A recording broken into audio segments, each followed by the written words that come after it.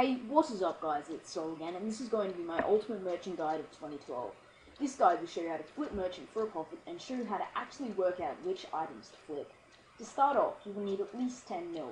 It is possible to merchant with a lower cash stack, however it is less effective, and therefore I will not go into detail about that in this guide. I personally recommend flipping armor and weapons, as I find they are the easiest to flip. The first step is finding a stable item in the price range. To effectively merchant an item, you must be able to buy it as many as you can for the next 4 hours.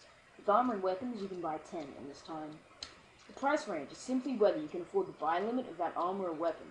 To determine whether an item is stable, you can check its grand exchange graphs on the Runescape homepage to see if it is falling in price. Once you have found your item, it is now time to do what I call testing the waters. This will tell you what price to buy and sell the item at. For example, what you must do once you find the item, let's just say that Darrick's plate body is your item. You now want to buy the item by clicking plus 5% a few times to ensure that it will in fact buy. So, let's see, it bought for a price of 560k. So now you want to write that number down because that is the maximum price that this item is traded at.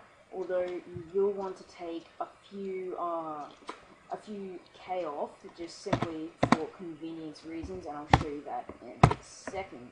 Now you want to sell it again to get the minimum price that it's traded at. So let's just take 5% a few times and we'll see what it sells at.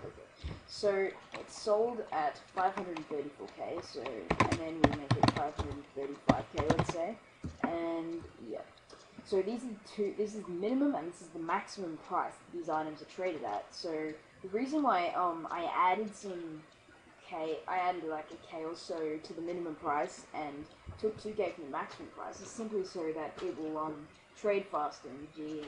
So now that you have both the maximum and the minimum values, it's now time to buy out the 10 of that item that you can at your buying price, which will be the minimum price, of course.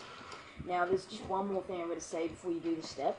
If the difference between these two is less than 20k, then it's not worth it, because basically the difference between them multiplied by 10 is how much money you'll make. So in good cases you can get a 60k difference between the maximum and the minimum price, and that'll bring in a nice 600k profit, and sometimes that can happen in a few minutes, so it can be really, really good money. But in this case it's not that much more than 20k, so I guess it's still worth it, but you'd probably be better off looking for more items. But it's just a nice way of money making on the side. There's basically no effort, so once you spend like a few minutes like just working out what item you want and testing the waters, you can just go off and train